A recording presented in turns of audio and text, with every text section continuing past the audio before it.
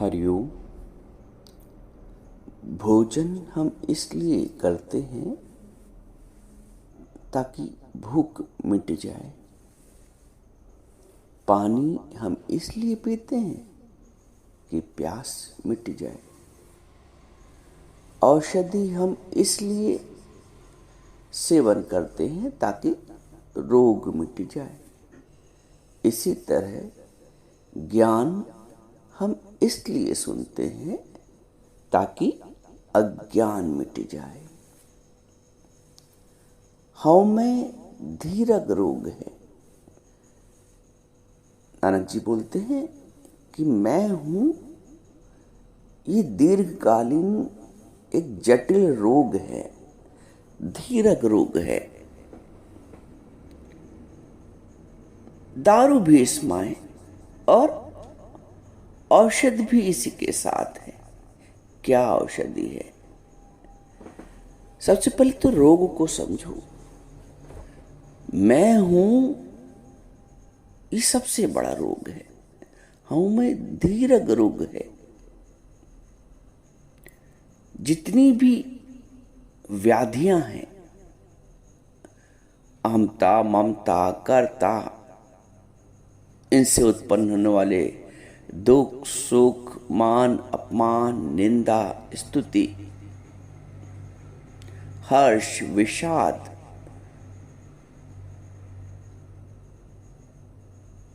वो सब जो रोग के प्रतिरोग है, मैं से उत्पन्न होते हैं। हव में धीरज रोग है। कहते नहीं, एक से अनेक बीमारियां बन जाती हैं जब बीमारी जटिल हो जाती है, क्रोनिक डिजीज हो जाती है। ये जो मैं है ना, ये आज की नहीं, केवल इस जन्म की नहीं है। धीरज है, दीर्घकालीन का रोग है, जटिल रोग है। हव में धीरज रोग है।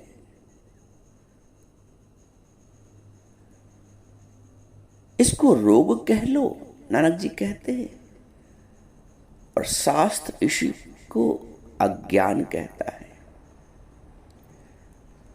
अपने को शरीर मानना, संसार को सत्य मानना, द्वंद्व से उत्पन्न होने वाले भावों को शाश्वत मानना, अपना मानना, यही अज्ञान है। स्वप्न को सत्य मानना, ये अज्ञान है। स्वप्न को सत्य मानकर उसकी चर्चा करना, उसका चिंतन करना, ये भी अज्ञान है। जो जागा हुआ पुरुष है, वो स्वप्न की बात नहीं करेगा, क्योंकि उसको इतना विवेक जागृत है कि स्वप्न की वार्ता करने से लाभ कोई नहीं। जो मिथ्या है, जो टिका नहीं, जिसकी सृष्टि टिकी नहीं, आंख खुलने के बाद जिसकी सृष्टि की प्रलय हो गई, उस सृष्टि के विषय में क्या चिंतन करना, क्या बात करना, क्या वार्ता करना। गुरु हमें संसार को इसीलिए मिथ्या पक्का कराता है। ऐसे मिथ्या पक्का कराता है जैसे कि स्वप्न की सृष्टि, स्वप्न का संसार।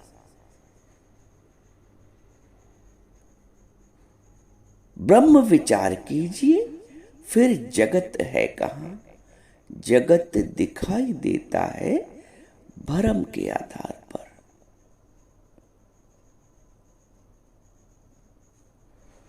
मृग को जल दिख रहा है, लेकिन भ्रम के आधार पर। जगत सत्य लग रहा है, लेकिन भ्रम के आधार पर।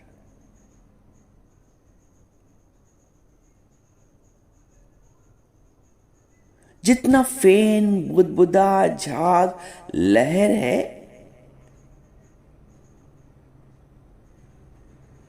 ये मिटने वाला है, ये जाने वाला है। एक सागर में कोई परिवर्तन नहीं।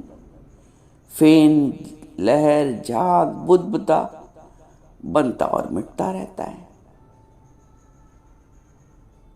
ये जो संसार है, जो सृष्टि है, ये जो संबंध है और ये जो शरीर है, मिटता और बनता रहता है। अमर आत्मा है मरणशील काया, सभी प्राणियों के जो भीतर समाया, वही आत्मा सच्चिदानंद में हूं। जब शरीर शांत होता है, मन को सत्य का बोध कराकर शांत करना पड़ता है। मन अशांत होता है, लेकिन आत्मबोध के माध्यम से मन शांत हो जाता है। लहरों का स्वरूप है आना और जाना। घड़ा बना है तो फूटेगा भी।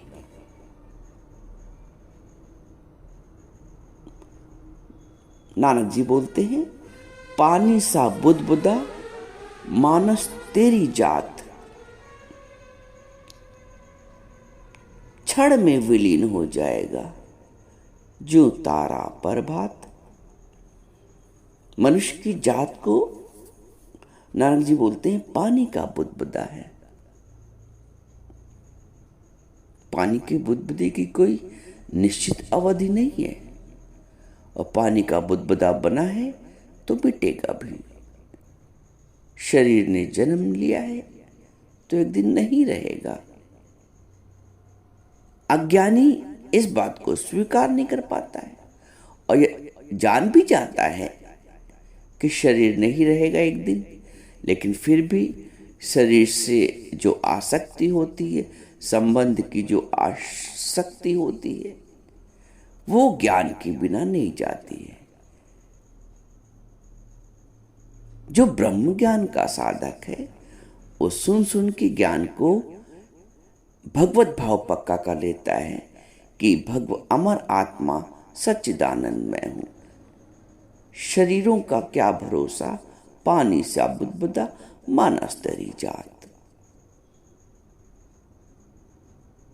मैं आत्मस्वरूप हूं, सर्वत्र आत्मदृष्टि है। आत्मभाव होने से शरीर भाव की आसक्ति समाप्त हो जाती है। आत्मभाव होने से संबंध में जो स्वार्थ छिपा है वो समाप्त हो जाता है। सर्व रोग की औषधि नाम, सर्व रोग की औषधि नाम। अभी जो रोग गिनाए, रोग के प्रतिरोग गिनाए, नानक जी उसकी दवा भी बताते हैं। सर्व रोग की औषधि नाम, सर्व रोग की औषधि नाम।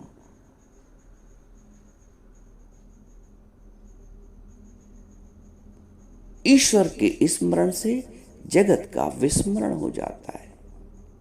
सर्व रोग की औषधि नाम। आत्मभाव में स्थित रहे। परिस्थितियों के बदलने से मन को विचलित ना करें, मन को शांत धीरज में रखें। शरीर का जन्म है तो एक दिन उसका शांत होना भी निश्चित है। जिनको ज्ञान प्राप्त नहीं है वो आवागमन पे दुख और सुख का अनुभव करते हैं। शरीर जन्म लेता है तो हर्ष, प्रसन्नता, और शरीर शांत होता है दुख और विषाद। ज्ञानी इन दोनों ही अवस्थाओं में सम है। सम दुख सुख स्वस्थ समलोटाश्म कांचन। ज्ञानी सुख और दुख में सम है। ज्ञानी ऐसे सम है जैसे वो उसकी दृष्टि में मिट्टी का ढेला और स्वर्ण एक है। स्वर्ण के प्रति आकर्षण नहीं है और मिट्टी के ढेले के प्रति अनाकर्षण नहीं है।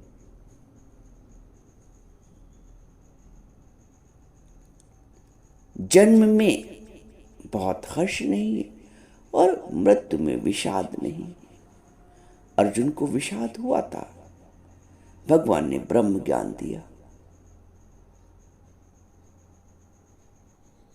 नहीं ज्ञानेन सदृशम पवित्रम एव विद्यते, भगवान ने पवित्र में पवित्र ज्ञान दिया। जगत की नश्वरता से छूटने के लिए आत्मा की अमरता का ज्ञान चाहिए। जगत की नश्वरता के भाव से छूटने के लिए आत्मा की अमरता का ज्ञान चाहिए।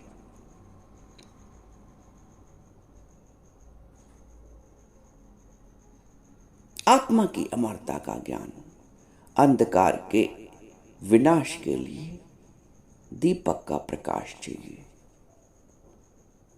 अज्ञान की निवृत्ति के लिए ज्ञान की ज्योति का प्रज्वलित होना बहुत आवश्यक है।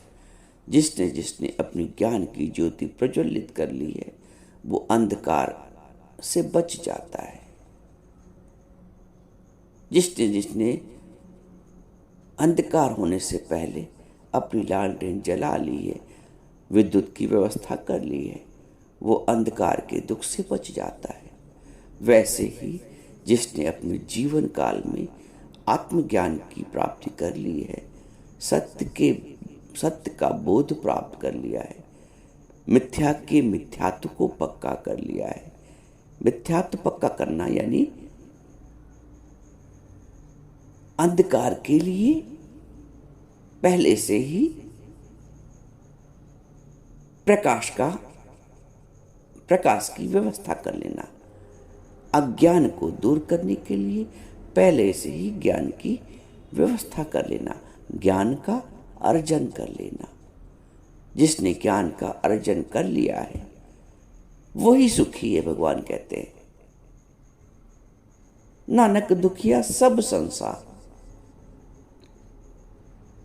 सो सुखिया जिसे नाम आधार। जिसने अपने परमात्मा का आधार ले लिया है, जिसने अपने आत्म भाव का आधार ले लिया है, सिर्फ वो ही सुखी है। बाकी नानक बोलते हैं, नानक दुखिया सब संसार। इस संसार को दुख का सागर कहते हैं, भव का सागर कहते हैं। ज्ञान भव के सागर से हमें तारण करता है, उबारता है, भव के बंधन को काटता है। एक आत्मज्ञान के अतिरिक्त, एक ब्रह्म ज्ञान के अतिरिक्त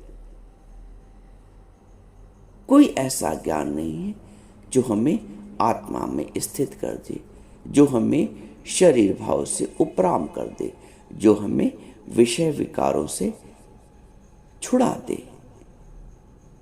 इसलिए एक ब्रह्म ज्ञानी गुरु की शरण में हमें ब्रह्म ज्ञान का अर्जन करना होता है। ब्रह्म ज्ञान ऐसा सूर्य है, ऐसा प्रकाश है जहाँ अंधकार नहीं है, जहाँ दुख नहीं है, जहाँ शोक नहीं है, जहाँ हर्ष नहीं है, जहाँ विषाद नहीं है तो एक परमात्मा है, तो अमर आत्मा का भाव। अमर आत्मा सच्चिदानंद में हूं। स्वप्न के सुख और दुख, स्वप्न का जन्म और मरण, स्वप्न की निंदा स्तुति, स्वप्न का मान सम्मान, स्वप्न में भय खाना, अभय होना, स्वप्न का ही है ना, सत्य का तो नहीं है, जागृति का तो नहीं है। आत्मभाव की जागृति में इन समस्त द्वंद्वों से हम मुक्त हो जाते हैं। यही जीवन मुक्ति है, जब हम जीते जी आत्म अनुभव, आत्म भाव को पक्का कर लेते हैं और शरीर भाव से मुक्त हो जाते हैं। गुरु हमें जीते जी आत्मज्ञान, आत्म भाव पक्का कराता है। शरीर भाव से उपराम कराता है। शरीर भाव से उपराम होना ही जीवन मुक्ति का स्वरूप है, जीवन मुक्ति का वास्तविक और एकमात्र स्वरूप है।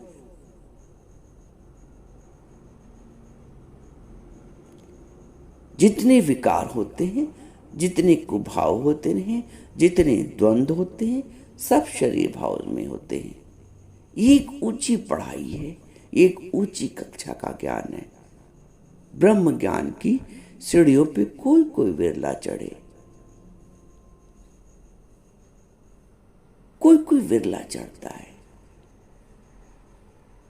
यदि हमारे कानों में ब्रह्म ज्ञान का श्रवण हो रहा है हमारे कानों के द्वारा, तो हमारा जीवन सफल है। यदि हमारी बुद्धि विवेक में परिवर्तित हो रही है, आत्म भाव को समझ रही है, ग्रहण कर रही है, तो हमारा जीवन सफल हो रहा है। दुनिया दुख में दुखी कर रही है, शोक में और संताप दे रही है, क्रोध की ओर वृद्धि करा रही है। एक गुरु है जो में अशांति से शांति की ओर ले जाता है, देह भाव से आत्म भाव की ओर ले जाता है, शरीर की मरणशीलता से आत्मा की अमरता की ओर ले जाता है। जब तक आत्म भाव पक्का नहीं होगा, शरीर के दुख और सुख से, संसार के दुख और सुख से हम बच नहीं सकते हैं। भगवान अर्जुन से कहते हैं, देहि नित्यम वद्योयम देहि सर्वस्य भारत तस्मात् सर्वाणि भूतानि न त्वं शोचतिमर्हसि। भगवान कहते हैं, हे अर्जुन, यह आत्मा सबके शरीर में सदा ही अवयव है, यानी समाप्त नहीं होता है, सदा रहने वाला है, अवयव है, जिसका वध नहीं किया जा सकता, अवध्य है, अवध्य है, अवध्योम देहि सर्वस्य भारत, देहि नित्यम अवध्योम देहि सर्वस्य भारत तस्मात् सर्वाणि भूतानि न त्वं शोचतिमर्हसि। हे अर्जुन, ये आत्मा सबके शरीर में सदा ही अवध्य है, इसलिए संपूर्ण भूत प्राणियों के लिए तू शोक करने योग्य नहीं है। ये जो ज्ञान है, ये आत्म भाव में स्थित होने के लिए है। ये जो ज्ञान है, इस शरीर भाव से ऊपर उठने के लिए। एक अन्य श्लोक में भगवान कहते हैं, अव्यक्तादीन भूतानि व्यक्ति मध्यानि भारत अव्यक्त निधनान्येव तत्र का परिदेवना। भगवान कहते हैं, शरीर माया में होने से अनित्य है, इससे शरीरों के लिए शोक करना उचित नहीं है। हे अर्जुन, संपूर्ण प्राणी जन्म से पहले बिना शरीर वाले और मरने के बाद भी बिना शरीर वाले हैं, केवल बीच में ही शरीर वाले प्रतीत होते हैं। फिर उस विषय में क्या शोक करना, क्या चिंता करना। अव्यक्त मदनान्यो तत्र का परिदेवना, उसके विषय में क्या शोक करना, क्या विषाद करना, क्या चिंता करना। हमें आत्म भाव में स्थित होना है। भगवान ने अर्जुन को आत्म भाव में स्थित करा। गुरु हमें जीते जी आत्म भाव में स्थित करता है। यही मोक्ष है। शरीर भाव से आत्म भाव में आना ही एक यात्रा है। यही अध्यात्म है, यही मोक्ष है। हम अपने आत्म भाव को पक्का करें। और जब जब मन शोकग्रस्त हो, विषाद में हो, परेशान हो, संसार के दुख से दुखी हो, तुरंत अपने आत्म भाव में स्थित हो जाएं। और एक भजन गाएं। अमर आत्मा सच्चिदानंद मैं हूँ, अमर आत्मा सच्चिदानंद मैं हूँ। शिवोहम शिवोहम शिवोहम शिवोहम शिवोहम शिवोहम शिवोहम शिवोहम। अखिल विश्व का जो परमात्मा है, अखिल विश्व का जो परमात्मा है, सभी प्राणियों में वही आत्मा है, वही आत्मा सच्चिदानंद मैं हूँ, वही आत्मा सच्चिदानंद मैं हूँ।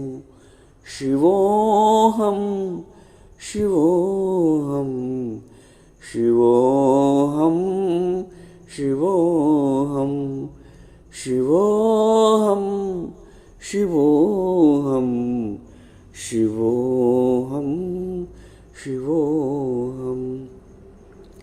अजर आत्मा है मरणशील काया, अमर आत्मा है मरणशील काया, सभी प्राणियों के जो भीतर समाया, वही आत्मा सच्चिदानंद मैं हूँ, वही आत्मा सच्चिदानंद मैं हूँ। शिवोहम शिवोहम शिवोहम शिवोहम शिवोहम शिवोहम शिवोहम शिवोहम शिवोहम शिवोहम शिवोहम शिवोहम। शिवोहम के भाव में रहें, आत्मभाव।